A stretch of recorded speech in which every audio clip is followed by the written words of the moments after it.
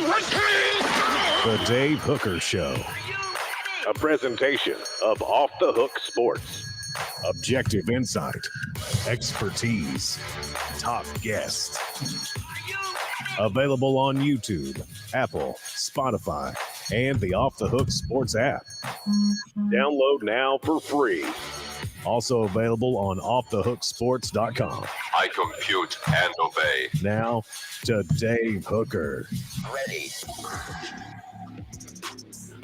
All right, here we go. Tennessee back on their winning ways. And they were last week too, but this feels a little bit different than just beating a lesser opponent in a bit of a ho-hum fashion. This is an SEC air quotes rival that Tennessee beat over the weekend. So congratulations to the Vols.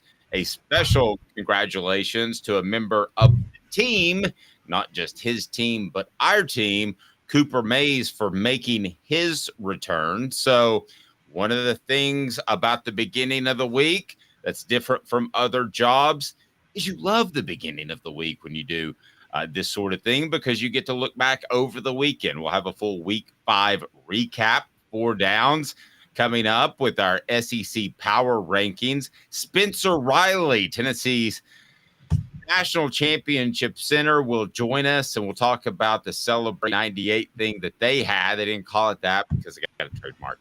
But anyway, we will get to that. Overcoming an injury like Bru McCoy, Spencer has done that with Jamal Lewis. How big was Cooper Mays' return? I thought it was monstrous. I thought that that was why the number was where it was. I tried to hint at that last week, but I didn't want to give anything away.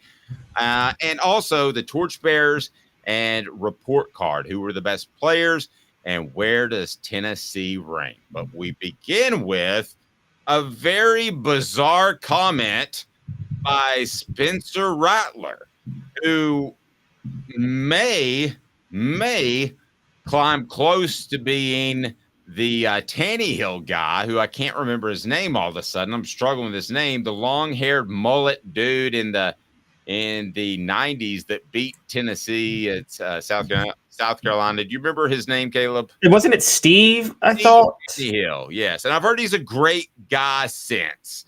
But the fact is, he likes to talk trash during the game. Spencer Rattler likes to talk trash after the game, saying this was Tennessee's Super Bowl. I'm sorry. There's never been a more inaccurate piece of trash talking in the history of man. I don't know how he thinks that Tennessee looks at South Carolina, but Tennessee looks at South Carolina as kind of the little brother of the SEC East. Fair or not. No offense, South Carolina fans, but that's the way they look at South Carolina. You want to talk about Alabama and Georgia? Sure, those could be called in-season Super Bowls, but this was not an in-season Super Bowl, Caleb. And I just thought it was a very bizarre statement, almost one of which his program, he thinks, has already arrived. And I think part of this is a little bit more deep-seated because I see Shane Beamer just having a fantastic time at all of his public engagements. They did beat Tennessee and Clemson last year. Congratulations. But this program's a long, long ways for competing for championships. Let me just ask you. I specifically didn't want to text you over the weekend because I just want to get your honest, fresh thoughts. What did you think of those bizarre comments? And then we're going to hear from Fred White and also Cooper Mays and Jacob Warren what they thought about the comments. But let me get your take first. That's mine. They're just kind of stupid. And I don't know that he understands what the SEC is all about. Where is he from originally? Spencer Rattler. I'm going to look that up now. I'm not exactly sure. I'm going to guess, by the way, Texas. That's my guess. But okay. Well, this ain't Friday Night Lights, so he just doesn't get it. It was a bizarre comment that I think rubbed Tennessee fans a little bit the wrong way. Sounded like a sore loser. So while you look that up, I want to get to some people on the comment board, and it's Arizona. Sorry. Travis says it's easy to assume you've arrived at 2-3. and cute comments. It was just all out, just a goofy thing to say. And so I like this. Smoky Mountain Red has renamed Cooper as the general. I will text him that during the show and see if he likes it. I think that's pretty good. All right, we're going to get to Cooper, and I thought he would have that much of an impact. I thought he moved the line because it leaked out that he was going to play Sunday because all these gambling sites have guys in these programs, and that's why the line was 11 or 12 instead of 8 or 9.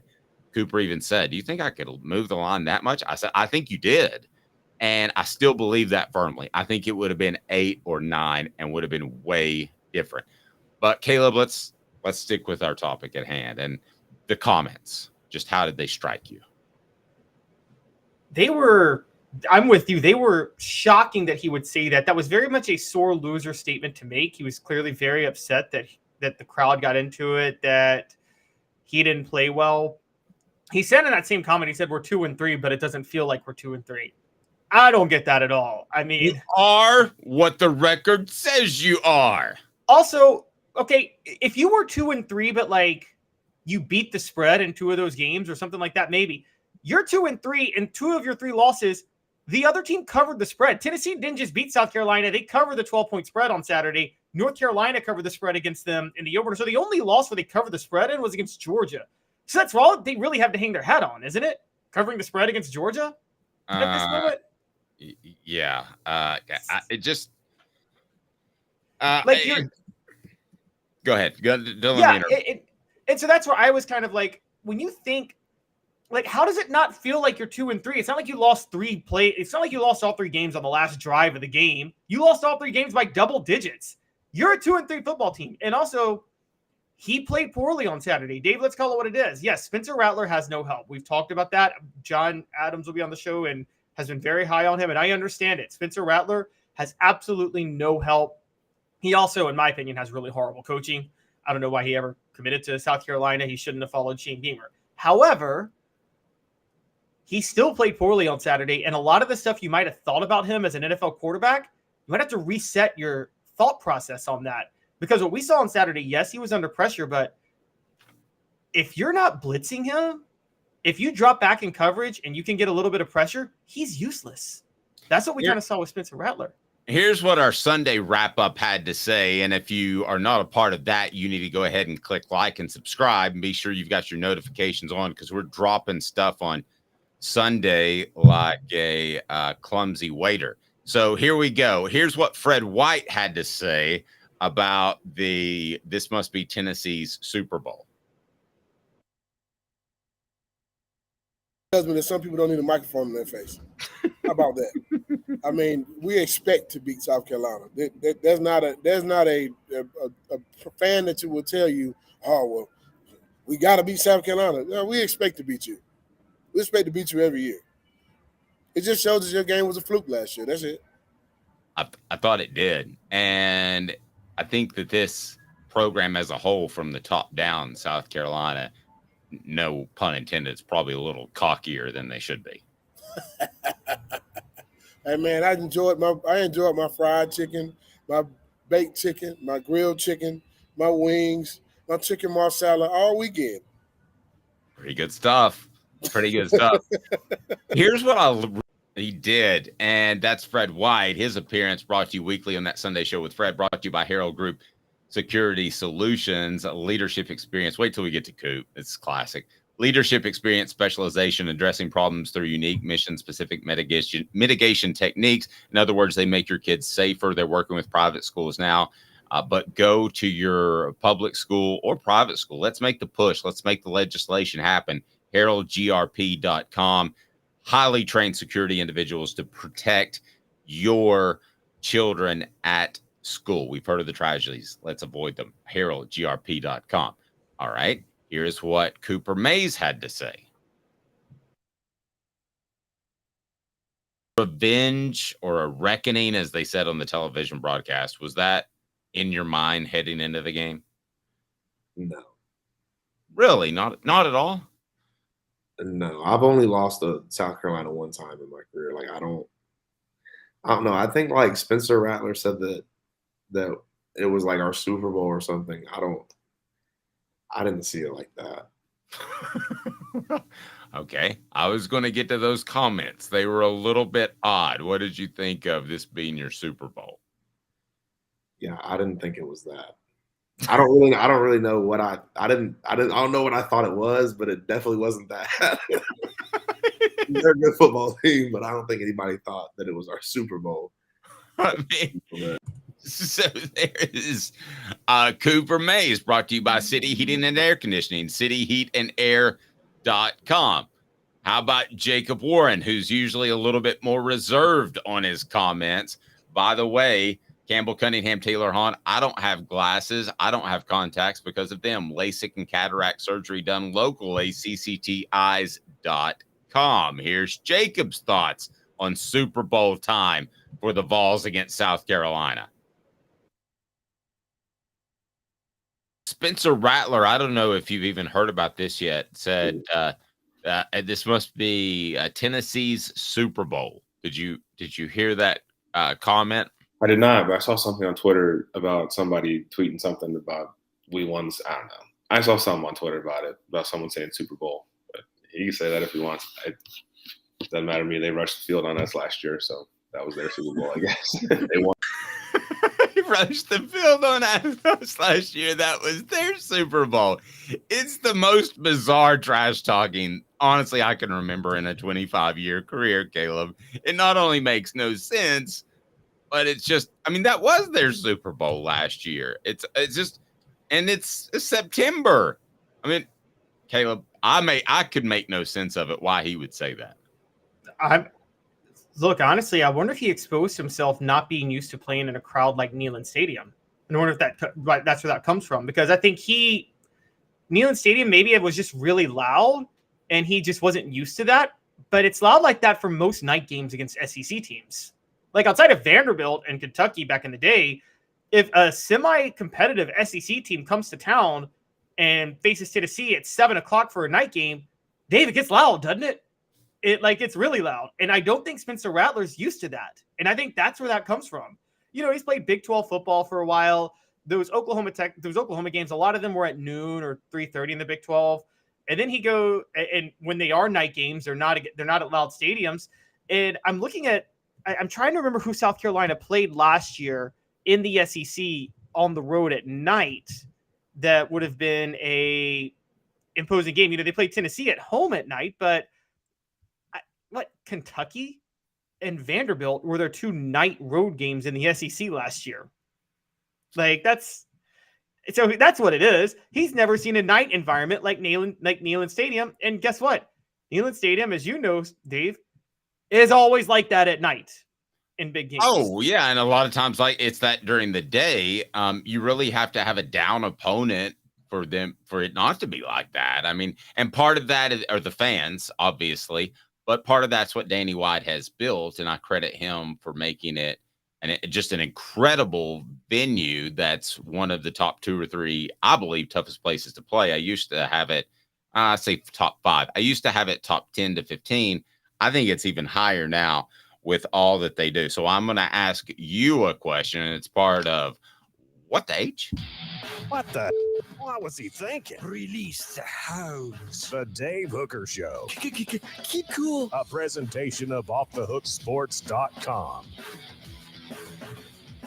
So what the H today, you have to pick one word to describe Spencer odd comments about the Super Bowl. And here we go. It's brought to you by Zen Sports, the new sportsbook in Tennessee, revolutionizing the way you earn sports betting rewards. That means no more deposit bonuses that turn into deposit nightmares. On Zen Sports, what you see is what you get. And with their cash rewards program, you get a lot of cash. For a welcome bonus, earn an unlimited 5% cash back on your betting volume for your first 15 days when you sign up with the promo code HOOKED. That's HOOKED.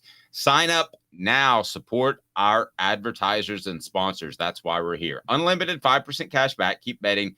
Keep earning with up to 3% cash back on your betting volume every month after that. And refer friends to earn a percentage of their betting volume as cash rewards too. Zen Sports bringing the cash back to Tennessee. So if you bet big on sports, you want to be betting on Zen Sports. Zen Sports betting just got better. So you got to pick one word, Caleb. One word to describe Spencer Rattler's comments. That word is salty. He's salty. I'm going to go in a different direction. Whether he was upset or not, whether or not emotions played into that, I'm going to go ignorant. That's a good one. Just ignorant. You know, he said he's from Texas, right? No, Arizona. Arizona, excuse me. He just doesn't get it. He doesn't get how this is a big game because there are only 12 of them. And there are only a certain amount at home. So I'm just going to go with all out ignorant. I thought it was incredibly ignorant. Fill in the message board and I'll get to you. If you had to pick a word. Oh, very good word by Alliance, who says petulant. That's pretty strong. And listen to this. If Neyland Stadium can be in Super Bowl against South Carolina, then I'll go ahead and tell you right now, the Vols are in a very good position. So now it's time to give out some awards, and that's brought to you by our friends at Campbell, Cunningham, Taylor, and Hahn. Look at me. No contacts, no glasses. I'll tell you more. Let's give out some Torchbearer Awards. Who were your players of the game? We'll also give you a report card as we'll discuss how Tennessee played in a very one-sided win that felt every bit as much like one of those 60-20 wins last year, just in a different fashion. It was every bit as dominant. So let's get to the report card. You can check this out on offthehooksports.com, and also our Torchbearers.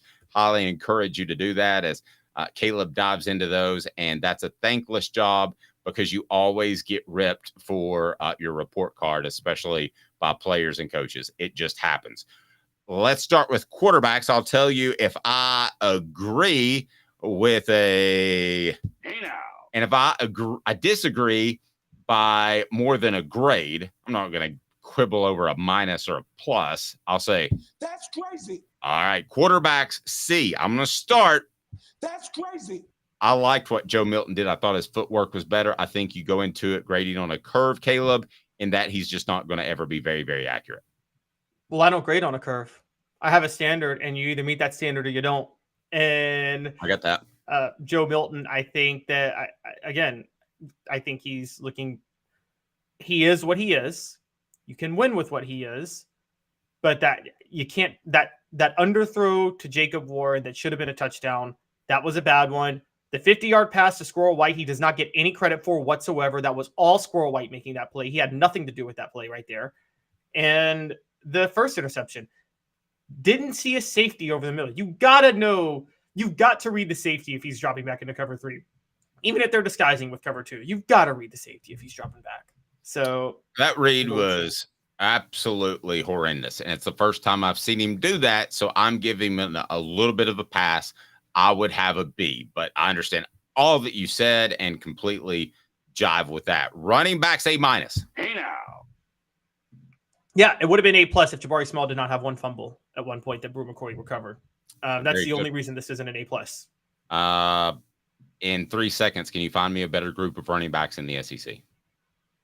Not off the top of my head. No. Ole Miss has probably the best running back in the SEC, but I don't know that there's a better group in the SEC. Wide receivers get an A. Hey now. I agree. Wide receivers did everything right. I couldn't do A+ because none of them had a touchdown. There wasn't like a spectacular stat line, but they didn't do anything wrong. And Squirrel White, again, like I just mentioned, that catch is the catch. It's right now it's the catch of the year. Not only was it a bad throw by Joe Milton, but he was interfered with the whole time on that play. And I think the only reason the ref didn't throw the flag was because he saw Squirrel White called it. In his credit, he didn't want to waste time with the pass interference penalty that he knew was going to be declined. I think he was looking for his flag, and then okay, if he did that, that's bad for him because he'll get graded on that. But it did feel like that. It's like he caught it. What the heck? Let's get out of here. You can feel it on the field when a team's getting outplayed. And South Carolina was getting outplayed both up front and at the skill positions. Tight ends A-. I'm going to give that that's crazy. Just because our guy Jacob Warren caught a touchdown pass. And I said I wouldn't quibble over half grades, but I'm going A+. So I'm quibbling on behalf of my guy Jacob Warren. It would have been an A+, but Macaulay Castles did have a drop in the game. There was one drop by McCall Castles, and that knocked it to an A-. To have an A+, you have to play perfect and be spectacular. No mistakes. Okay? Like Denzel Washington and remember the Titans. You drop a pass, you run a mile. I understand. But I'm looking out for my guy, Jacob. Offensive line, A-. I'm going to argue with you again. That's crazy. Because for Coop's sake, it was great to see him back. I'll give him an A+, but you tell me why you did not. Because even though he's better than Andre Keurig, one that's a very low bar to clear, Ollie Lane still had missed a couple of blocks at left guard, and he had a penalty. A-. That's true. Defensive ends, you gave an A. Defensive tackles, you mean? Oh, defensive tackles, A-. Hey now. I agree. Yep, defensive tackles, A-. Would have been an A+, but that one run play, that 175-yard touchdown, I mean, that was partially on them. So defensive ends, you give an A. Hey now. No argument. Yep. 6 sacks on the. I said they need to show up. They showed up, and the younger players showed up. James Pierce and Joshua Josephs showed up more than Tyler Barron and Roman Harrison. Just want to point that out. Linebackers, I'm giving both. Hey now. And That's crazy. I want to see from the coach's perspective more Arian Carter. So that's not really on the linebackers. They played great at an A-. I agree with that. But I just want to see more from Arian Carter. I want to see him more on the field. I want to see him doing some elite type of stuff, lining up at different positions. So A- is great for the actual play, but I want to see Tennessee's coaches do more with him. They were out of position on the one running play for a touchdown, which makes it an A-. I kind of agree, but right now you can't put him in over Aaron Beasley. Look, I'm eating a little crow on this. Aaron Beasley was amazing. Forget his stat line. How many times did he take the right angle to the outside to force the runner in? I mean, I've never seen a linebacker. I haven't seen a linebacker at Tennessee this good at taking the right angle in years. And I mean, years. This is rare. Wow. Good stuff, man. So Caleb goes from not hating, but thinking Aaron Beasley can't play to now one of the best in years, a turnaround, which just shows you that we don't get our feet dug in the ground and refuse to change our opinions. Secondary, A+. What? Hey now. Pick 6, Spencer Rattler held 169 yards passing. Wesley Walker is a big reason it's an A+. How many open field tackles, Dave, did Wesley Walker make? A lot. I don't have the number. But it seems like he snuffed out a bunch of runs that could have been disastrous if he doesn't wrap them up in the open field. So yeah, A+ for secondary. Can't believe that. After an F- last year against South Carolina, an A+ this year. Kicking game, A-. Let's run through these before we get to Spencer Riley. Kicking game, Jackson Ross, great punting. Yeah, Charles Campbell made both field goals, no issues. Now that's different than the return game, which gets a D- and for good reason. Hey now. Yeah, because of look, there was that fumble by D. Williams that he ran for a touchdown, and then there was the fail on the fake punt. So yeah. Yep, absolutely. And hand out our Torchbearer Awards. You tell me who you thought were the top players in the game on Saturday, Caleb. So give out the Torchbearer Awards. So I already mentioned Wesley Walker. He was great at open field tackling. I got Squirrel White, who had 104 yards receiving and had the best catch on the day. Jalen Wright, you could have given it to Cooper Mays, but I gave it to because of the blocking, but I actually gave it to Jalen Wright because I thought his running was incredible. Kamal Hadden, hey, where are the Kamal Hadden haters today? I want to see them. Kamal Hadden's been balling out. Pick 6, played awesome. And who Fred White called potentially the next Leonard Little continues to look like it. James Pierce Jr. is the player of the game. He had 2 sacks, but he was all over the field. Boy, he's good. I'm just telling you, he's good. Dan says the kicking out of bounds has to stop. That does. I think it will. That was off an unsportsmanlike conduct penalty. Be fair on that. Though. Yeah, but I also think that Josh Turbeville needs to not try to kill the ball every single time. He has a very strong leg. He can kick it 80%, and it's going to go into the end zone. So you're good with that. In 90 seconds, we're going to visit with Spencer Riley, former Vol, talk about how special this Champions Week was and what he thought of Tennessee's win over South Carolina. 90 seconds, Spencer Riley, a production of Off the Hook Sports with Caleb Calhoun and Dave Hooker.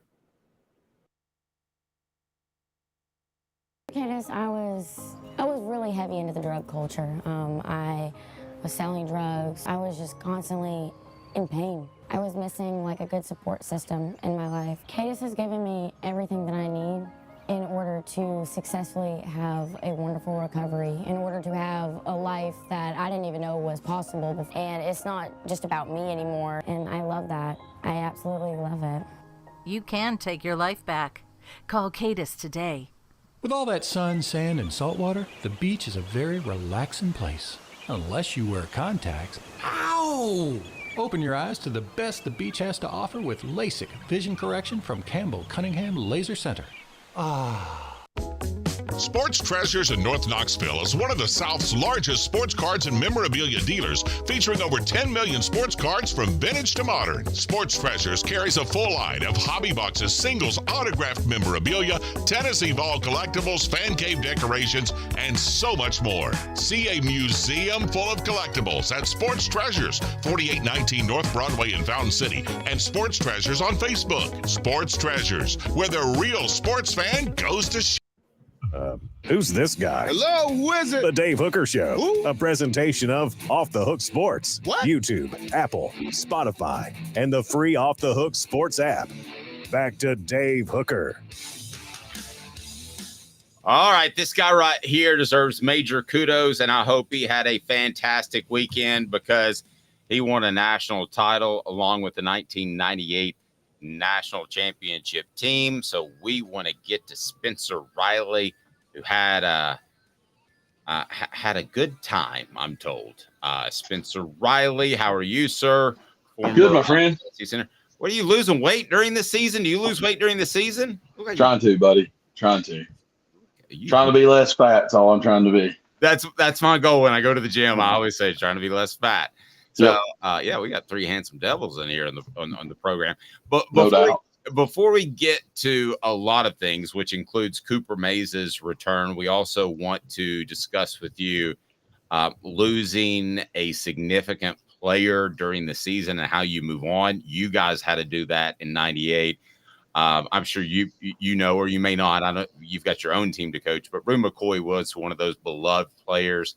And I do think a really special talent, which you pointed out last week. But let's start with the weekend. How was it seeing the guys? I know you probably keep in touch with Facebook and Twitter and all that stuff, but I had a tear in my eye when I saw about 50 of you guys underneath the goal post. That was pretty special. How was the weekend, sir?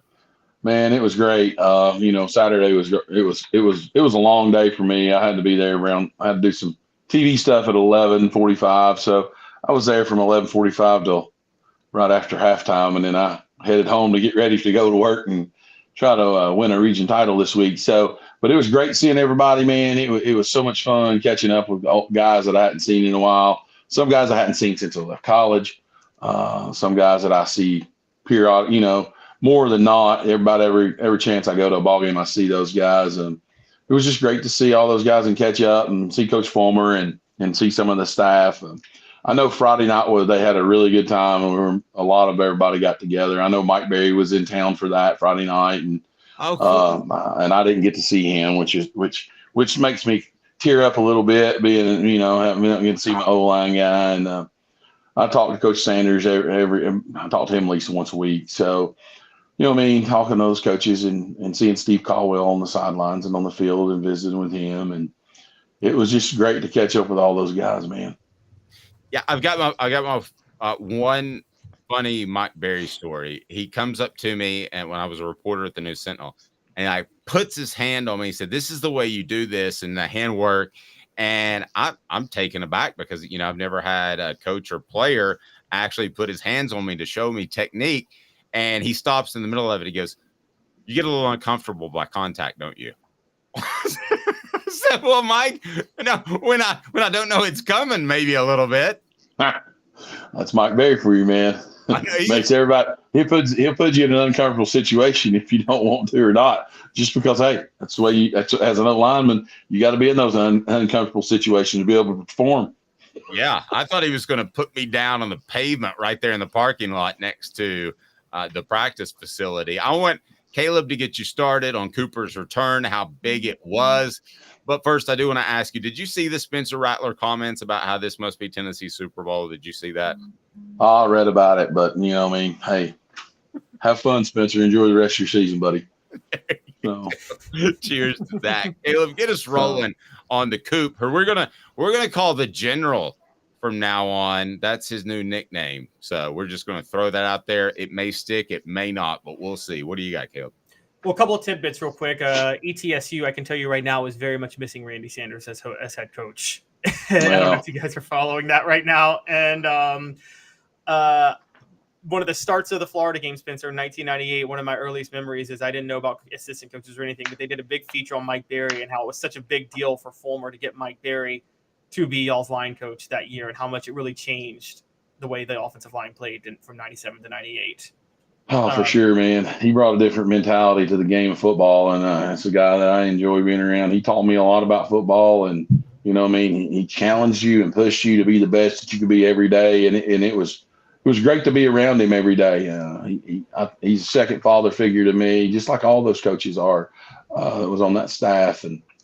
But Mike Berry is just a special guy. He's really good at what he does. He has connections with his players that you just don't get. Yeah, I could definitely see that. So diving in, I thought just the biggest 180 on Saturday, I thought it was so obvious Cooper Mays being back in the game. I think that's why Tennessee ran the ball so much better than they ran it in the first half against Florida. Did you notice the same thing? I know they say Tennessee ran the ball well all year, but I took that with a grain of salt because they played 3 bad teams outside of Florida. So did you notice a gigantic 180 in them, how well they ran the ball versus Florida? Well, when you're running the football, it doesn't matter who you're playing. You got to be able to execute. You got to be on the same page. I thought the flow of the game for the offensive line was so much better because I thought they were all on the same page for the most part. You're going to have your miscues here and there, and things like that's going to happen. But I thought Cooper played a pretty solid football game. I wouldn't say it was one of his best football games. He looked a little rusty. But again, getting us in the direction and we all needed to go and being all on the same page, that's the key. Yeah, and he admitted that he got a little bit gassed during the game and that he came out. Yeah, and that he actually came out and didn't play his best in the first quarter because that was his first time back in action. It just seemed – here's what I thought. Tennessee was already a good running football team if you want to look at the statistics. Yeah. Maybe that was situational, whatever. But I thought that Joe Milton, and tell me if I'm crazy, Spencer, you can do that at any time because I say stupid stuff every once in a while. No such thing as stupid stuff, man. I thought Joe Milton looked considerably more comfortable. Just his footwork and everything in the pocket with Spencer in there as opposed to the previous with Cooper in there as opposed to the previous 4 games. Did you? You can say that. When you got the guy who sets the point of the pocket, and creates the depth of the pocket, and the tackles will run them by and create the width of the pocket. So it's one of those things that you're like, it just makes it. You get the middle 3 guys who. Hey, you got to create the wall. The tackles are to create the width of the pocket, and we as an offensive line, as a center, you got to understand what you're looking at. You got 6 sets out. You got 3 guys looking at and having their eyes all in the same place, and I thought they did a good job of that and battling and competing and being a little bit more physical there in their pass pro. Yeah, I think that Cooper holds people accountable. You two remind me of each other in a couple of different ways. But I think that Cooper holds people accountable and his toughness level raises the toughness level of the entire offensive line. Spencer Riley's appearance is brought to you in part by Andy Mason Real Estate. AndyMasonRealEstate.com. Real estate experts over 4 decades of combined experience in East Tennessee. Best prices, best services in the biz. It's that simple. Why would you go anywhere else? Go to AndyMasonRealEstate.com for your real estate needs to learn more. Caleb? So, Spencer, sticking with the offensive line, look, I think one of the it was very clear there was an upgraded center with Cooper Mays. Again, no disrespect to Ollie Lane or anybody else, but this is just, it's Cooper's line, it's Cooper's team, and he really runs the offense well. Did you still notice some issues? Because I felt like I did with interior blocking on the left side. I felt Ollie Lane struggled a little bit at left guard. I know you're probably not the type of guy that likes to call people out, so I'll just say in a vague position unit. Did you see some issues on the interior at certain times? I mean, it's you just got how many reps does he have invested in left guard right now? You know what I mean? That's the question you got to ask yourself. You know what I mean? I played a guy Friday night and doesn't have a ton of experience in at left guard, and we kind of struggled a little bit. You know what I mean? But at times we were pretty good. But the kid knew where to go, knew what he was supposed to do, and we were able to make those adjustments and move accordingly, right? So, and it's kind of the same way at Tennessee. You know what I mean? A kid's been playing center all year now. He never has a backside. You know, he always has a front side. He's always working the direction of the call. And you know, I mean, when you're as a guard, you always have a front side. You're part of the front side of the play, or you're the back side of the play. You know what I mean? So different footwork for different things that happen along those lines. And you know what I mean? Until you build your reps up involved in that, and just being consistent with it on a day in and day out basis, it kind of gets a little dicey at times. I think so. And Spencer, by the way, congratulations on the win on Friday. Thanks, man. You guys just keep rolling along. Big one this week too. Yeah, man. When we win Friday night, we'll clinch a part of the region title here, and then we have We have 3 more games after that. But if we beat we got an opportunity to go undefeated in our region. Hadn't happened in Jefferson County since 1993, which was when I was a senior in high school. And I'm like, wow, that's a long time ago. I want a shirt. I want a shirt, and I want to wear it with the Jeff County logo every single Monday when you're on. That's if you can hook that up, because I got to get you a book too. Are you a size small? No, medium. Are you a medium? I'm not a medium. I'm still an XL. I'm still it's the broad, manly shoulders. I got you. Okay. Is it natural? Okay, so quarterback naturally is the leader of the offense and perhaps the team. Mm-hmm. You kind of have to be. At center, I'm sure there can be a great leader at left tackle or left guard or right tackle or right guard, but is it just natural that you should be expected to be the leader of that offensive line? Well, you are definitely. You got to make sure you're telling all 5 guys what to do. You know what I mean? So you got to be confident and demanding on what you're doing, and watching those guys. You know what I mean? I think we've lacked a little confidence there at that position. You know, but if a guy's going to be, I guess is he a 5th-year starter now, or 4th-year starter? Cooper is. You know what I mean? So I mean, it's one of those aspects of, the more you do it, the more confidence you have about yourself. You know what I mean? And everybody talking, they use the terms, you know, hey, he's got swag. You know, he does have a little bit of swag, right? So, because he's confident about what he does. Let's be honest with you. That's what Bru McCoy is confident about his ability. I'll tell you that right now. There's no question. He's the leader of the wide receiver corps. Just call it how it is. It's going to be a big, somebody's going to have to step up and fill those roles, fill that role there in that group.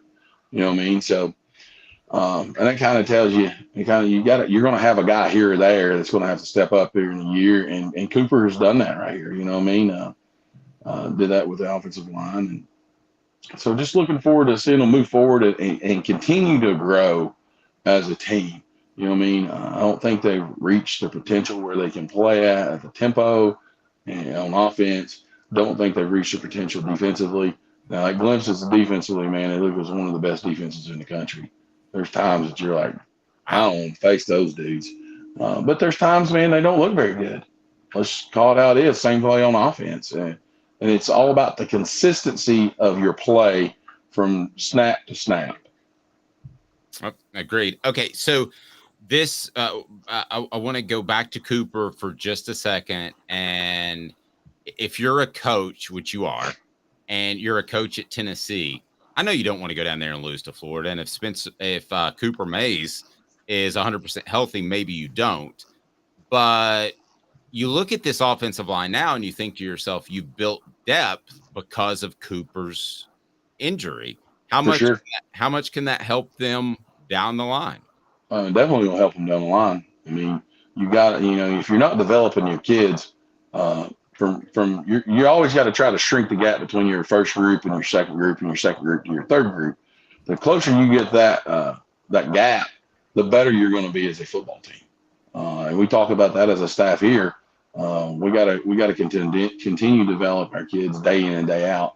We coach as hard with our freshman group as we do with our varsity group who plays a ton of snaps on Friday night. So, I mean, we got to shrink those gaps and get those kids ready to play and have the ability to play and understanding all the technical part, the fundamentals of what we're asking them to do. Spencer, transitioning over to the Bru McCoy injury, which I finally was able to they didn't show the replay. I saw the replay of it on Twitter. Don't watch it if you guys can't handle it's not good. Injuries. It's not. Yeah. You guys obviously dealt with one in 98 when Jamal Lewis went down with the season-ending injury. Sure. I know there's obviously the talk of next man up. You got to be ready, things like that. But from a mental standpoint, how do you prepare in the sense of, I know you're trying to focus and move forward, but don't you also have to put like the fact that you got to feel really bad for the guy when they go down for the season, right? Like, how do you move past that feeling so awful for a guy? Yeah, man, it sucks. We'll just call it how it is. I don't know if I can say it on the podcast, but it's not good. We don't have an FCC around here. Just checking. It sucks. It sucks for him. It sucks because he's one of your teammates. He's one of your brothers, and you don't ever want to see anybody get hurt in a game of football. But because it is such a violent sport, it does happen, and that's just part of the game. And we all know those risks. We all know those things that we go out every day and we put our body on the line. And I've had more surgeries than I can count because of the game of football. Wouldn't trade a bit of it for the world, though, because of the family and the brotherhood that you all got to see on Saturday night of us 50 guys. Were able to come back together. Man, I mean, it was just like we never missed a beat. You know what I mean? When we seen each other, and it was just like, we've aged a bunch of white hair in that group now, I'll tell you that much. But, and is when Jamal, I mean, I hated it for Jamal. I mean, Jamal, if he's healthy that year, I mean, come on now. I mean, it's probably not an issue, but then what happens there is we find out that we have the Travis and Travis show. Come on, man. I mean, you got 3 freaking NFL running backs that were drafted. All of them were drafted in day 1. I would do believe. Am I right on that? I think so. I think so. I mean, come on. So if that injury doesn't happen in 99, we don't have 3 very, very talented tailbacks. Okay, so let me ask you this, as the psychological aspect of the team, when you lose a Bru McCoy. And you lose because he is a team favorite. They love him, sure. Even though he's a transfer. I think we think of transfers coming in, and he had some issues at Southern California. We think malcontent. He's been the exact opposite from everything that I have been told. Sure. And when you lose a guy that you really like, and you've been there with Jamal Lewis, do you play for him, or does that sound cheesy, or do you just try to put it out of your mind? How do you handle it as a competitor to make sure it doesn't weigh on you? And it's worth noting Tennessee has an off week.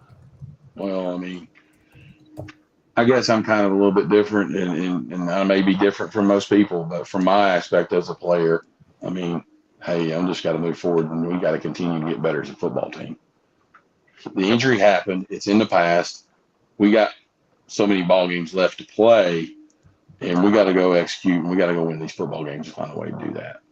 And I know that sounds probably bad, but at the end of the day, he's rehabbing. He's getting better. He's still part of the team. He's still around, right? He's just not being a contributor right now.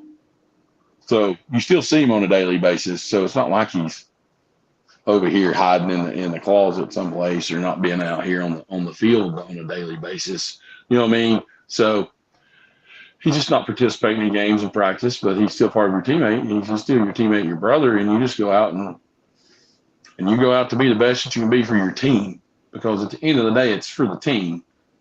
You know what I mean? And that's what today's football world is a little different from when I played. You know, it was all about team success. Now, I mean, these kids are got NIL deals, and they got to have some individual success to keep that money. And at the end of the day, they want to make that money just like you and I do. Spencer, it's funny because I compare the two. You guys didn't have any chance to like refocus because Jamal Lewis goes down. Y'all's offense struggled a bit at Auburn, and then y'all got a top 10 road trip against Georgia the next week. So there was no time for y'all to kind of think about or to, get used to it. But this team, how big of a deal is it that Cooper's back, but he's rusty, as you said. Ollie Lane needs to adjust a little more to playing left guard since he hadn't played there. And now they have to figure out what to do with their number one option with Bru out. Could they have asked for a better time for the bye week than this week? Well, you think of it one of two ways. I mean, I would rather not happen on the bye week. I'd rather it have to be fast and try to figure it out as we go and be one of those deals that, hey, we don't have time to worry about this. We have to move forward. We have to go on, and we have to be the best that we can be next Saturday. Well, Tennessee has the luxury of being off. Now they got some time to work it. But me, I would prefer it. Let's go into the next ball game and let's make our adjustments and let's roll with it. Yeah, it's funny you said that. Talking to Jacob Warren and Cooper Mays on the individual ball reports, brought to you by City Heating and Air Conditioning and our friends at Campbell Cunningham, Taylor, and Hahn. Jacob said you'd kind of like to keep rolling. Coop said, probably from a conditioning standpoint, he's good with the week off. Yeah, I'm sure. Should have been running a little bit more, Coop. A little extra. He was running in the pool, but that's not the same thing as running around in Neyland Stadium, pushing around SEC opponents that are playing, I guess, for the Super Bowl. So. Yeah, for sure. All right. You know what I mean? The conditioning pushing around a 300-pound man, it's a little different than just running sprints, right? Let's just call it how it is. So you push around a big guy for 60 minutes, you're like, yeah, I'm tired after this ball game. You're sore. You didn't know you're sore in places. And like, well, I understand where he's coming from. Yeah, absolutely. All right. So coming up, we're rooting for you. You have a big game this week, and Spencer, the sooner you can get my Jeff County the shirt, the sooner I can rep it. But big game this week, and we're all rooting for you. Who you got? How you feel? I know it's just Monday. Well, we got West Ridge this week. It's it's a new school up there where they consolidated the majority of the Sullivan schools, the directional Sullivan schools, into one school. I mean, they're good. They lost their starting quarterback 2 weeks ago for the season. So I mean, kind of trying to figure out what they'll do offensively and do that. So I mean, we'll just figure out how all that goes, and we think we know what they're going to do offensively or defensively, but everybody pulls out something out of the trick versus us here the last couple of weeks. So so it's definitely be a fun time here in Dumpling Valley. It's homecoming, so big week for us here at the school.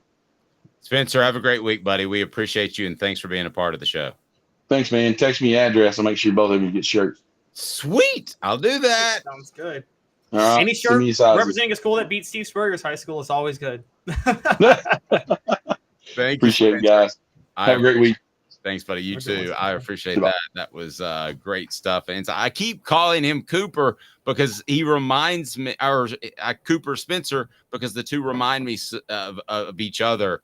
I think you would agree that both are overachievers in their play, although Spencer was actually surprisingly fast. He was in, you might be surprised by this, but before he moved to offense, he was like in the 4.7 range playing defense. Well, that's the thing. Spencer had to change positions, I think, 2 times, right? Because he went from defense to offensive line, but then he went from guard to center. Cooper was a natural born center. Like, he was a center the second he stepped on campus, and everybody knew it at that moment. Dave, I wanted to just add on the Bru McCoy thing. Is it just luck, or is medicine different now than just 17 years ago? And the reason I bring that up is the injury reminded me of the Tyrone Prothro injury, which ended his career at Alabama. Remember that injury when he faced Florida? I hope. Yes, I hope medicine's different. Do you think if Tyrone Prothro has an injury now, he probably is still playing football or able to come back? Is that 10 years ago, 15 years ago? That was nearly 18 years ago. Remember, it was Mike years Shula ago. was at Alabama. They have a 31-3 lead at Florida in the fourth quarter, and he throws a pass into the end zone to Tyrone Prothro. Yeah, but here's the thing. So here's worst case scenario with Tyrone Prothro, and that was one of the more disgusting injuries you'll ever see. And I haven't seen the Bru McCoy injury. You have. I don't want to see it. You said it's similar.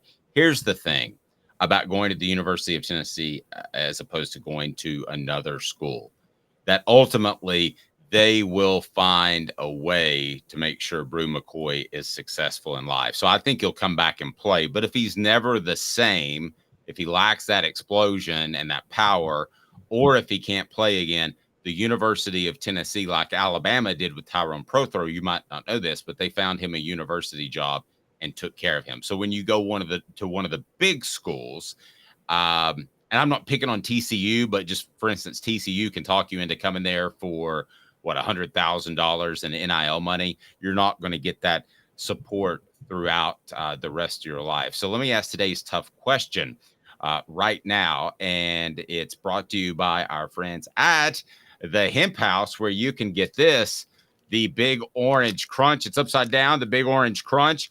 And if you use the promo code HOOKED, that's HOOKED, you can get 10% off any of their products. And the Hemp House is the premier hemp dispensary online with a wide variety, great selection, and strict standards to ensure you only receive the best in CBD or Delta products. Today's tough question is kind of a tough one. I want to hear your thoughts on the message board, because this one's tough. Today's tough question. Take a side. Take a stand. The Dave Hooker Show, a presentation of offthehooksports.com. What will have the bigger impact on the season? Cooper Mays' healthy return or Bru McCoy's injury and out for the remainder of the year? Caleb? I have so much high regard for Bru McCoy, but it's Cooper Mays' healthy return. I do too. I knew I was putting you in a bad position. I was putting me in a bad position. I'd love to hear another take on the message board. So let me argue Bru McCoy, even though I agree with you. Bru McCoy, when they say a 1A receiver, they're not talking about the first guy you throw to. So I'm going to kind of take you behind the curtain a little bit, or into the locker room, whatever you want to call it, the dry erase board, with the way coaches determine a 1A receiver. By the way, everybody says that Mays coming back is a big difference. But let me tell you this, I'm not being Debbie Downer here, but when you have a guy that dictates coverage, and Bru McCoy was doing that, he was underused, as Travis says, because I don't think Joe Milton was comfortable. He was dictating coverage in that a safety would roll around and always be on top. That's the same thing that he did last year, and Cedric Tillman was supposed to do, and that's why Jalen Hyatt was open so often. So, Caleb, it's a bigger deal than I think some people are throwing out there at this point. It's easy to say, hey, just throw Ramel Keaton in there, and Tennessee will be fine. No, I don't know that Ramel Keaton is physically gifted enough to dictate coverage. I think he's going to go against a lot of cornerbacks that will win the lion's share of battles, or at least the majority of battles. That's what Bru McCoy was doing for this team, from coaches and scouts that I talked to, that watch what the all 22 is a horizontal camera from the end zone. You can see all 22. Well, people were adjusting for Bru McCoy because they were scared of him. That's why he hadn't gotten as many balls to this point. Also, the Joe Milton being uncomfortable. They don't have that now. So it will affect the other two receiver positions. It's a big deal. Now, Travis says hopefully Thornton can fill that gap. Let's talk for a second about who could fill that gap. Caleb, I don't know that it's Dante Thornton. He was out with an injury, and he's had a bunch of drops, and I don't know that he's a natural 1A receiver on the outside. Maybe he can prove to be that, but I don't see him as that player. I thought Bru McCoy, when Cedric Tillman got hurt last year, was that player. We always thought Dante Thornton was going to be a slot receiver, didn't we, Caleb? We did. We just thought he was a bigger slot receiver. Yeah. I don't know that he's that guy. I think it's probably Keaton, Will coverage be dictated by Keaton? I don't think so. I think this is a more significant loss than even people are giving it. I think it should be Nathan Leacock. He was balling out in practice last year, but they didn't put him on the field much. I think Josh Heupel, again, Josh Heupel, the play caller, amazing. Josh Heupel, the talent evaluator, I keep questioning. And I think Josh Heupel is now giving seniority to players he picked. Now, he picked Nathan Leacock, but he also picked Chaz Nimrod and Caleb Webb, who are a little bit older than Nathan Leacock. But Nathan Leacock is the only receiver over 200 pounds that's in the rotation right now. Dante Thornton, he's 214, but I'm going to be honest. Dante Thornton, for someone who's 214 pounds, plays like he's 170 pounds. I'm just going to call it what it is. He is soft, and I'm not afraid to use that word for him anymore, honestly. And so I think it's got to be Nathan Leacock, unless there's something in practice we're not seeing. But I get your point about dictating coverage. I mean, you covered the 06 and 07 teams. Yes, Lucas Taylor got 1,000 yards receiving. He didn't dictate coverage the way Robert Meacham did the year before, though. Amen. That's and when you have to roll coverage over the whole time, it changes things. Not to get sidetracked, but that was one of the things that Deion Sanders brought to the game, and the elite corners bring to the game. They could take one receiver out, so then you could actually roll coverage to the weaker receiver. So he's pretty much done. I mean, he's not having any sort of a game. I actually did some research, funny enough, what they typically did with elite speedster cornerbacks like Deion Sanders back in the day, because I know I told you back and forth back a few months ago, but I kind of learned this. They would put Deion Sanders on the elite number 2 receiver to take him out fully. So the Cowboys game, I was wrong about it. The Cowboys 49ers game that we talked about that I told you a few months ago, they had Deion Sanders on Alvin Harper to take him out of the game. And then they were like, okay, we can have 2 guys worrying about Michael Irvin, because Deion Sanders can just fully take Alvin Harper out of the game, and Alvin Harper was useless going against San Francisco in that one. And yeah, I'm not going to quibble with you on that, but there was a lot of Deion on Michael Irvin in that game, because you remember your losses, Caleb, and I remember that game. But I think that Tennessee can move on. They can have a fantastic offense, but finding a guy who could dictate coverage would be huge. SEC power rankings, where do the Vols stand now? Did they dropped in the AP poll, Caleb? What the H? They did. Behind Missouri. Well, obviously Missouri has that quality win over Vanderbilt, Dave. Don't you know that? Did they drop in the coaches poll too? No, they moved up 1 spot in the coaches poll. So they're 18 in the coaches poll, 22 in the AP poll, but Kentucky and Missouri both jumped ahead of Tennessee in the poll, but LSU fell behind them in the AP poll. So That's why they fell 1 spot. And using my corny Dave humor, Travis says you'd be a Nimrod not to like a Nimrod. Well, you wouldn't be a hooker if you did it for free. So 2 minutes, and I'm going to tell you why the coaches for once have it right in their ratings and the AP does not. You'll never hear me say that if you listen to the program for 10 years. With Caleb Calhoun, I'm Dave Hooker, back in just 2 minutes. Hang tight.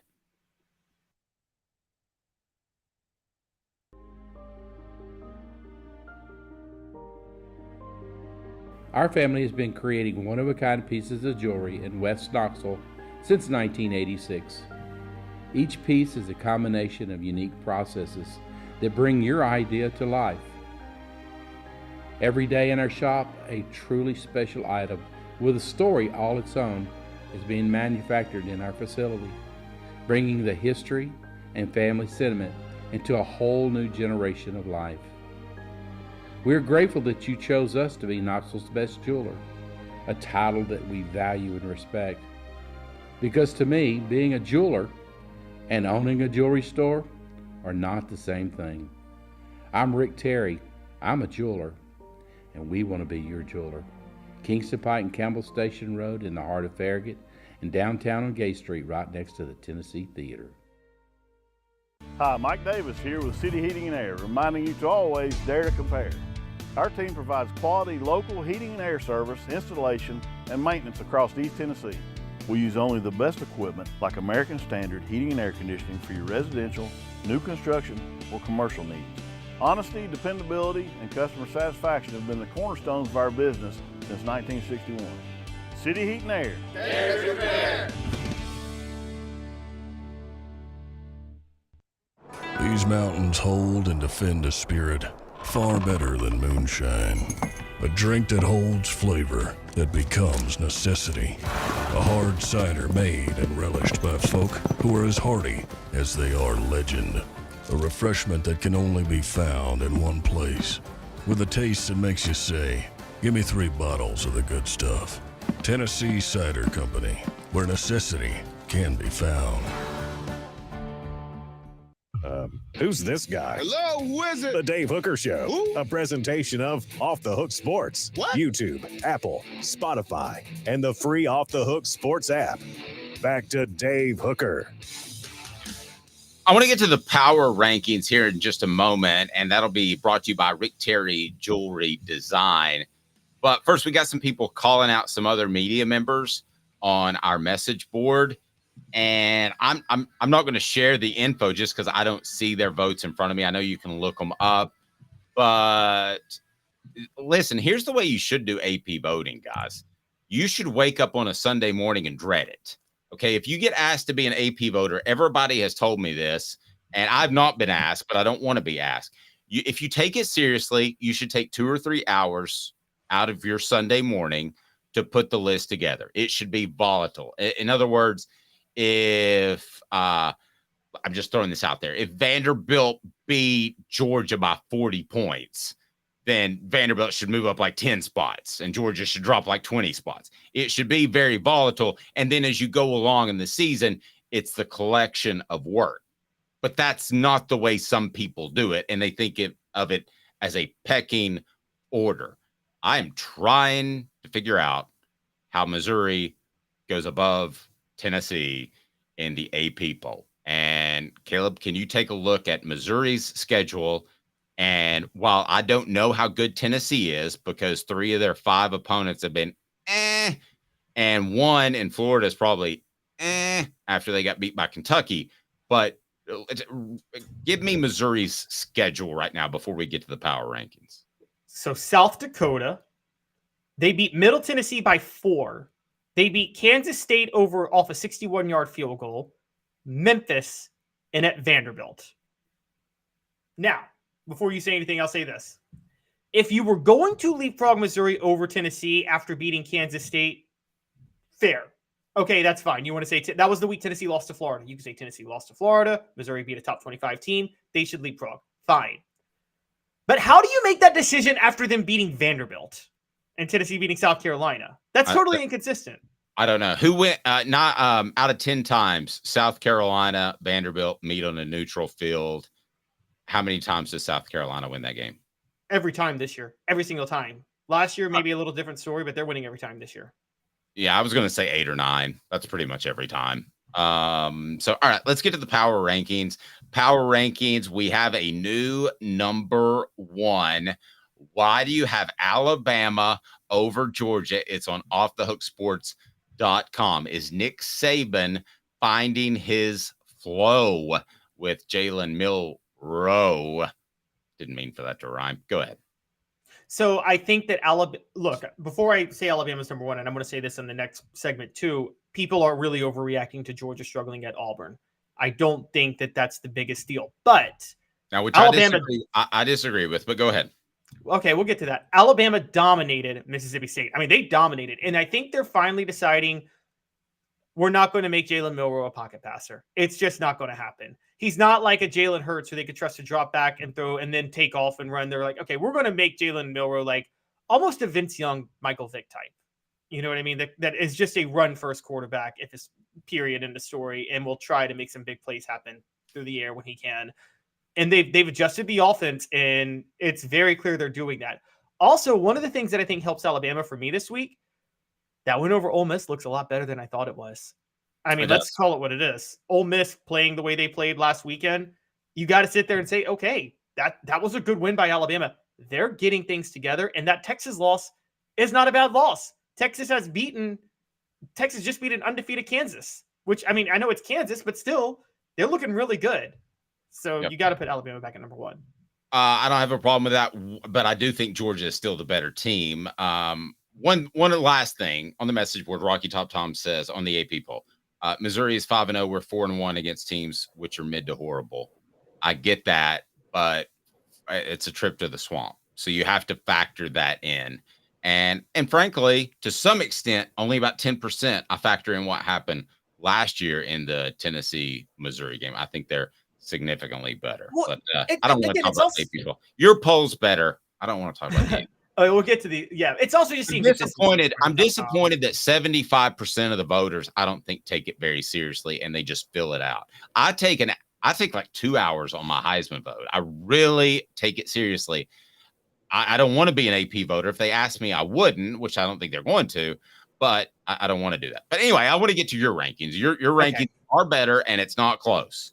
Well, these are power rankings. These are my actual top 10, to be fair, which is totally different. I know, but this right here is more solvent and more representation of college football than the AP poll this week. And usually I'll say that about the coaches poll, but the AP poll was off. You got Ole Miss at number 3. That's a pretty significant jump. What a huge win for the Rebels, who I was throwing some dirt on last week. And Lane Kiffin just dialed up one of those offensive days where you can't stop him. He did. And quite honestly, I got to give him a lot of credit. I almost knocked him because Lane Kiffin was down by 2 with 30 seconds left inside the LSU 10-yard line. LSU had 2 timeouts left. Dave, you run it 3 times and make them use 2 timeouts, and then you kick a field goal to win the game in that moment, right? Yeah. Instead, Lane Kiffin went for the touchdown and gave LSU a chance to almost win on the other side. You don't go for the touchdown there, ever. You do what Philip Fulmer did against Syracuse. He got to the 10-yard line, and he said, I'm running this clock down. I don't want Donovan McNabb back on the field. Yep. And so before we get to Tennessee, who is in the top half when they weren't last week, Texas A&M, I thought that Bobby Petrino would bring a little bit of organization to that team. I don't know that they're a championship contending team at all, but I will say this. I think that Bobby Petrino short term was a good answer for them. And then you, if you want to address both these teams, LSU at number 5 as we get closer to the Vols. Yeah, LSU is still they are a disappointing team this year. They were an underachieving team, but if you look at their body of work, losing to Florida State and then on the road at an Ole Miss team that's better than we thought is not. I mean, it's better. It's a better resume than most of the SEC, and they still have that blowout win over Mississippi State, and they beat Arkansas, which is a rivalry game. So they still belong at number 5 in the SEC power rankings. If LSU played anybody else outside of those top 4 on a neutral field, including Tennessee, LSU would be favored. Okay. Vols at number 6. Why? They got their first quality win in the SEC, and they didn't just get it. They actually looked significantly better than South Carolina. And it's if you were to go head-to-head circular logic here, which I don't believe in, and I don't think you believe in either, Dave, this team beat this team, and which beat this team, so this team needs to be ahead of this team. I don't do that at all with power rankings, at all. And because this is who's playing the best right now. Who would you, outside of those 5 schools I named, who would you favor over Tennessee on a neutral field, honestly? None, and we'll get to the rest of the list. I think 6 is a very I actually think they're probably the 4th or 3rd best team, but with what they've done and the way you do it, I totally agree. Right. That's where I am too. And this is where the controversy is going to come, are the next 2 teams, because they're both undefeated, and they're 2 of the 3 remaining undefeated teams in the SEC. Okay, so after that, you got Kentucky and Missouri. So Kentucky undefeated, Missouri undefeated, but in the power rankings, they're just languishing down there in the middle. What are you doing, Caleb? Do you just not like the Wildcats and the Tigers on the ladder? So Kentucky fans will lambaste me for this because, look, we both picked Kentucky to cover against Florida last Saturday. We both thought they were going to actually beat them pretty significantly. Their blowout win against Florida at home at noon, that's not – playing Florida at home at noon is not the same as playing Florida in the swamp at night. Do we agree on that? Yes. It's a totally different environment. And Tennessee wasn't even fully healthy in that game because Cooper Mays was hurt. So you throw all of that together. I'm sorry, Kentucky still has a miserable resume. They've played horrible teams for most of the year. And again, I don't care that they blew out Florida.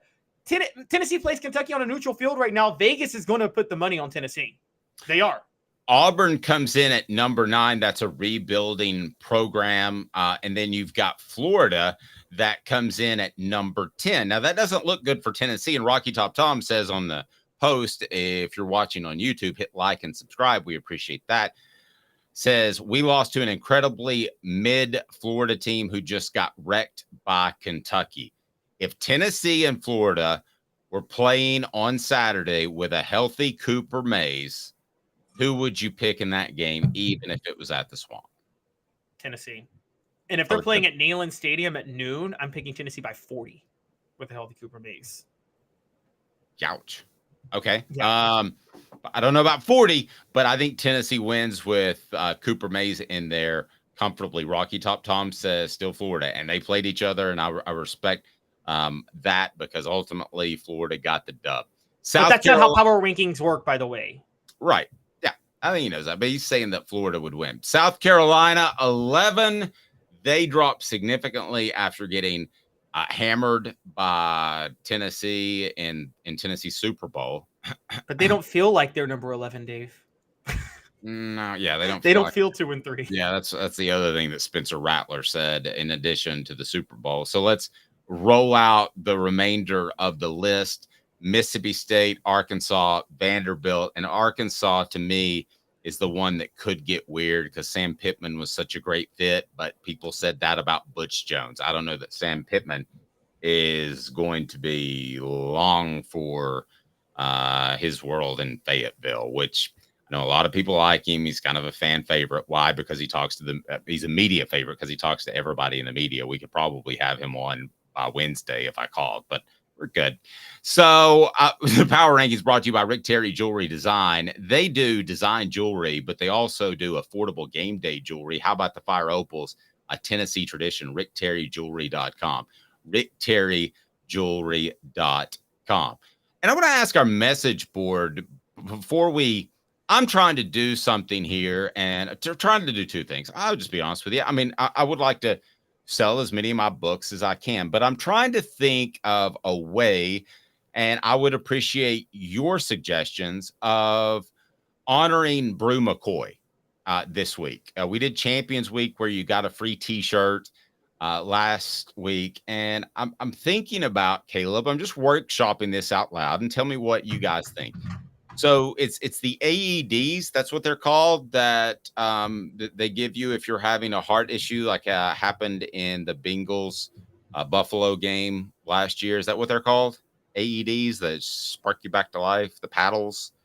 I don't know, but I know what you're talking about. Bru McCoy has given a lot of his time to make those more accessible.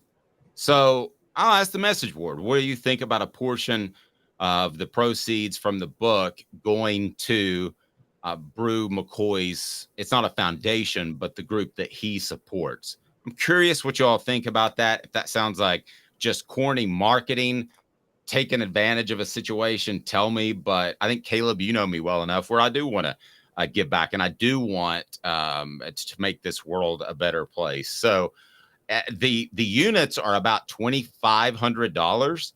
So I'm trying to figure out a way to buy at least one unit. That's my goal. And we're going to do some workshopping on that. But if you haven't ordered the book now, please do so. And it'll be retroactive, whatever we figure out. You can order the book right down below. I want to thank Hound Dogs for a second for, Travis says, makes me feel better about buying 2 books. So, okay, we're just going to do that. How about we say $5 of every book goes to the foundation that Bru McCoy currently works with. And I'll have to look up the foundation because, again, I'm workshopping this out loud. But I will, $5 per book will go to his foundation. And who knows, maybe we can, the charity that he supports, maybe we can buy one of those machines and maybe it'll save somebody's life. That, to me, is better than selling 1 million books. That would be absolutely incredible. Well, I don't know, maybe 1 million. I could start my own foundation, but we're going to go ahead and implement that, and we'll have a social media post on it. But if anybody wants to go ahead and buy one now, it's basically going to be retroactive now. So $5 for every book sold for the remainder of this week, and we'll just run it all the way through and until Texas A&M. $5 for every book sold goes to support Bru McCoy and the charity that he worked with about getting one of the AEDs, I believe they're called. Google that for me. Make sure I'm not talking out of my, you know what. And that's what we want to do. Because They're personal. Yep, they're American AED. They sell home personal use defibrillators, defibrillators. Excuse me. Yes. So if we sell enough to provide half of one, I'll take that. Hopefully we do more than that. But again, I hope you don't think this is a cheesy marketing thing, because it's not. Because I just was brokenhearted for the kid. Because listen, people that transfer used to always be malcontents. Period. End of discussion. Alvin Kamara is the ultimate example of not a malcontent, and I was blown away by him smiling all the time, and he wasn't playing enough. Bru McCoy shows up. You had the domestic assault issue that went away somehow at Southern California. They tried to hold up his transfer, and he's nothing but a great man while he is on campus. That to me was something special. So I want to do something, and I think that's going to be it. $5 for every book sold until the Texas A&M game, and we may do it beyond that. We'll go to Bru McCoy's foundation. I'll find that out. We'll have it on a social media post later today. But if you decide to order, go right ahead. So up next, we have some recaps, and it does affect the Vols in a number of ways. So let's go ahead and get to that right now. It'll be 4 downs, and 4 downs, we get to play for the first time with the guy back, Cooper Mays. 4 downs now, brought to you by Sports Treasures. 4 downs. 4 questions. 4 answers. The Dave Hooker Show. 4 downs. A presentation of offthehooksports.com. All right, here we go, Coop. Let's go ahead and get us started. 4 downs brought to you by Sports Treasures. What should people do? Cooper Mays. Cooper Mays here. Hit like and subscribe. Hey, and I really mean that, because we're almost at 3,000 subs. So if you could tell a friend, that's a big deal for us. I mean, that would be super cool. I mean, we just started this thing like a year and a couple of months ago. So we're really excited about where we're going. Let's start with the first down. Cooper. Coop here. First down. I can't believe that my guy Caleb is saying this. Nobody has been hotter on the LSU Tigers than Caleb, and to some extent me. So, Caleb, we're both wrong. LSU is done. They are done. They are done. They've lost 2 games. I mean, even if they were to beat Alabama, which now I don't think is going to happen because they have to go to Alabama, they're not going to the college football playoff at this point. I don't see any path for them. It's over. And honestly, given what they hoped for the season, Dave, you've covered teams like this when they hope to play for a national title and they were out of it in September. It's really hard to refocus and still play hard the rest of the season, isn't it? Almost every team I covered in my first 10 years was like this because of the Florida game. So you either won the Florida game or you lost, and it's like, wah, wah, and the season's just kind of over. So, yeah, I mean, I've covered a dozen teams that are in this position when you have everything to play for, and then it's gone. Because it's gone for LSU, because this is 2 losses. Yeah. So it's gone. Alabama, let's talk them. What down, Coop? Cooper Mays here. Second down. All right, Alabama's looking better. They are. But are you sold on more of the ball control type of offense, a tough defense, or is this just a case in which Jalen Milroe played well and they beat they were able to get to this point in the season in which they've looked good but not great? Are they past the quarterback issues? Is this a true national championship contender? Alabama is looking better, number 2 on our takeaways from the weekend. Yeah, I think this is I keep calling it, this is an era of almost a defensive renaissance in college football. If you look at the scoring, points per drive, points per possession, number of possessions ran in games, data and things like that. And it kind of fits Alabama. They ran Jalen Milroe 11 times over the weekend, and I thought that was perfect. Now, they did run him more times against Texas, but that doesn't really count because Texas had 5 sacks and they pressured him a lot and he was forced to run. I think there were more designed runs for Jalen Milroe, and they're going to work to keep it on the ground. I mean, Dave, we're looking at Jalen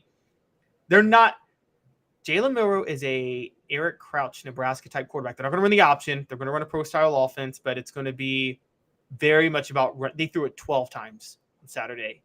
Yep. And this one, completed 10 of those passes.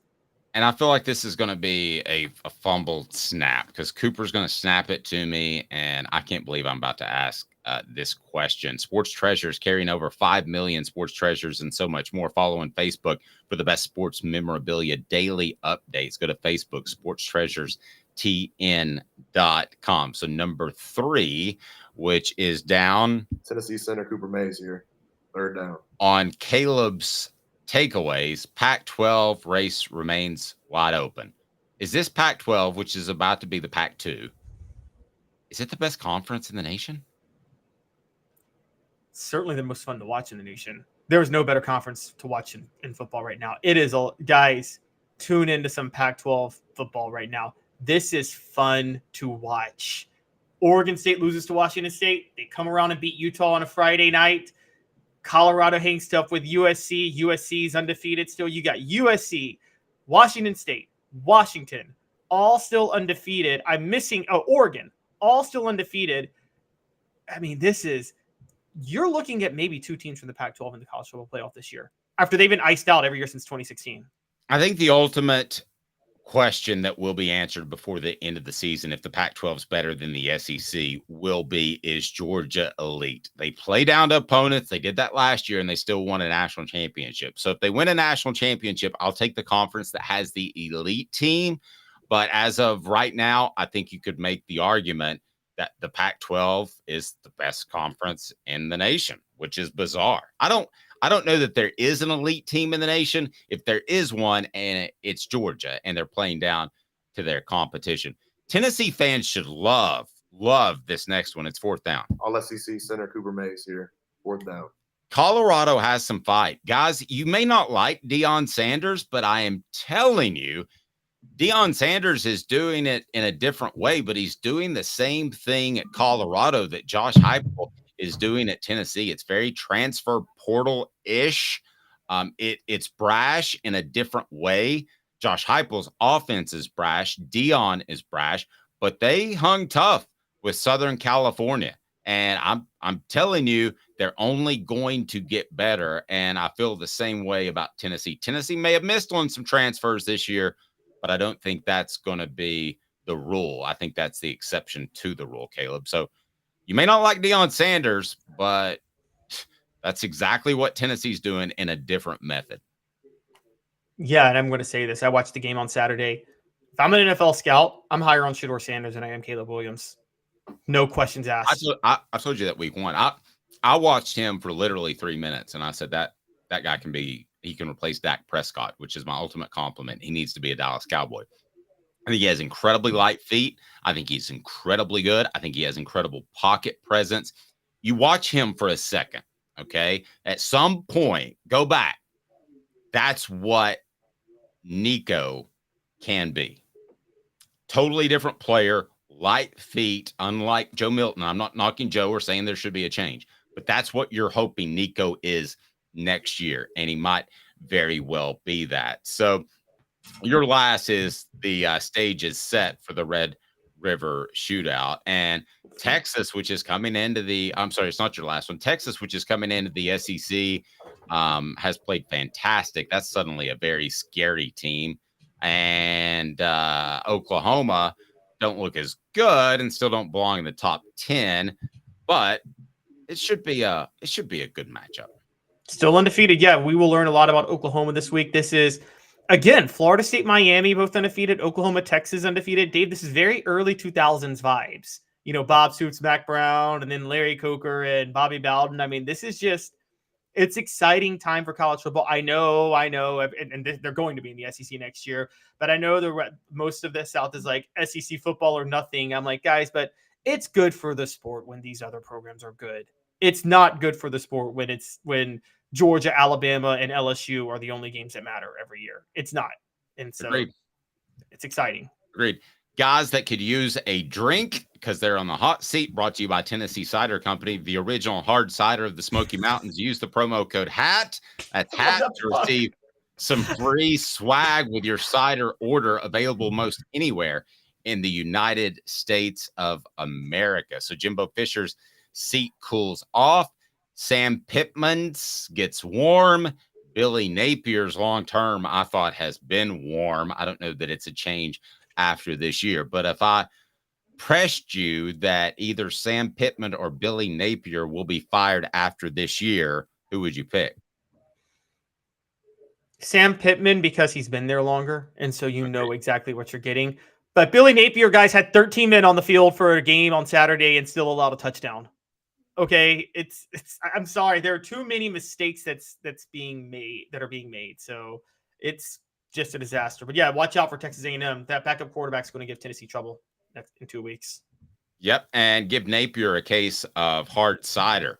By the way, go support our sponsors. I'm telling you, that's why we're here. Go to tncidercompany.com and use the promo code HAT, and you can have that cider delivered almost anywhere in the United States of America. All righty, and as we go through, we've got it was a weekend of historic comebacks. That was pretty strong. And then let's take a look at the Heisman race. You've got Cameron Ward, number 1, Caleb Williams, Quinn Ewers, Michael Penix Jr., Shedeur Sanders. The top 10, I would have Sanders higher. Top 10, Texas, Ohio State, Penn State, Florida State, Miami, Washington State, Oregon, Washington, UNC, and then Georgia, the defending national champs who are still undefeated at 10. Oh, come on, Caleb. What are you doing here? They did the same thing last year. They played down to every opponent. I'm not basing, and we're going to debate this in a second. I'm not even debating that. I'm not holding it against them on how they played at Auburn. What I'm holding against them is their schedule's just been garbage. And you guys can't come up with, well, they play in the SEC, so they play a harder schedule. You guys can't throw that at me. The data is very clear. Georgia has played one of the easiest schedules. Georgia's at number 10. Oklahoma's not in my top 10, and Michigan's not in my top 10. Now, that doesn't mean I don't think that doesn't mean I don't think Georgia and Michigan may not be the 2 best teams in the country. This is a resume-based ranking. It's not a power ranking, and it's not a projection ranking. It is a resume ranking. And my resume ranking makes it very clear that these other teams have better wins and tougher schedules to this point. Okay. Let me just ask you this question. Somebody comes to you and they say, Caleb, you have to bet all of your savings on just one team to win the national championship. Who are you betting on? Yes, it's going to be Ohio State this year. I think they're better than Georgia this year. I picked them to win the national title at the beginning of the year. I bet more on Ohio State. I would take Georgia. And to me, there's not a close second. But I would take Georgia over almost any other team. But Dave, that's not what these rankings are. These rankings are resume based. Period. End of story. Georgia's resume is not good yet. It will be. They'll probably still get into the playoff. But right now, they are not. They are barely top 10. And again, I don't even have Michigan in the top 10, and I'm sure most people have them top 3. No, I'm still taking Georgia in that regard, and I'm gonna take Southern California over Ohio State as well. But we differ there. Now, is this a Georgia team that Tennessee can, should, or will beat? I'll just say can. I think people, again, I'm going to actually defend Georgia here. People are overreacting to the Auburn game. That's a rivalry game on the road against a very good coach in Hugh Freeze. So what that they only won by a touchdown? I mean, I picked Auburn to cover the spread. I knew that was going to happen. I could have told you that 1,000 miles away. People need to take with SEC games. You have to take certain things into account. Rivalry, on the road, coaching, and yes, getting up for games. All of those favored Auburn this past weekend over Georgia. So, of course, they were going to play it a little closer. The same way I picked Arkansas to cover against LSU 2 weeks ago, and they covered even though LSU won. You got to know when to take these things into account. And so I think people are freaking out about Georgia struggling. I know we're looking forward, but this is an off week. What do you think the spread Tennessee-Georgia will be? I think What was it last year? Let's look that up. That's a good question. Rocky Top Tom, though, saying it right. Georgia Bulldogs -9 last year, and they covered. Yeah. Georgia Talk is pure speculation right now, which counts for nothing 6 weeks ahead. I agree with that. But if the game were Saturday, What would it be? What would the line? I think it'd be right around 9 again, honestly. I think Vegas doesn't get, this, Dave, as well as I do. The thing you got to give Vegas credit for, they don't overreact to a 1 weekend slate of games. They don't. And I think that's the first time I ever learned about Vegas and how the odds work was I was 12 years old. Used to read the lines in the paper. I didn't bet. I was just curious. And I remember Tennessee was 2-3. It was the rebuilding year 2000 with Casey Clausen's freshman year. They were going to play South Carolina, who was having a renaissance year under Lou Holtz, and in the top 25. And I saw Tennessee favored on the road. I'm like, how does that work out? Vegas doesn't fall for the things that everybody else falls for. They just don't. No. So what do you think the spread would be this week if Tennessee was hosting Georgia on Saturday? Georgia Georgia between a touchdown and 10 points, 7-10, something around that range. I was going to go 6 or 7. So we're not far apart. I would be surprised if it was actually 10, but there you go. Loved having Spencer Rattler on. That was fantastic. And then tomorrow we will have the one, the only John Adams on. For Caleb Calhoun, I'm Dave Hooker. Have a fantastic day, everyone. Robert, I see you on the message board. Said you were dead for 8 minutes. My gosh, prayers to you, sir. Certainly hope everything's okay. He says he's in rehab now. So God bless. We want you to be fantastic because you bring a lot to the show. And we don't like it when people die. So be careful. Take care out there. Do your physical therapy. And we want to remind everybody to hit like and subscribe. We're almost at our 3,000 number. We're excited about that. And tell a friend. Greatly appreciate it. Want to again thank everybody that came to Hound Dogs. And that was on Friday with Fred White. We'll do that again for the Texas A&M game. But had a half a dozen people come up and say, hey, listen to the show all the time, which was pretty awesome. So I was very, very pleased. Friday was a special day. For Caleb Calhoun, I'm Dave Hooker. God is good, Robert. You're right. God is good. This has been a presentation of Off the Hook Sports.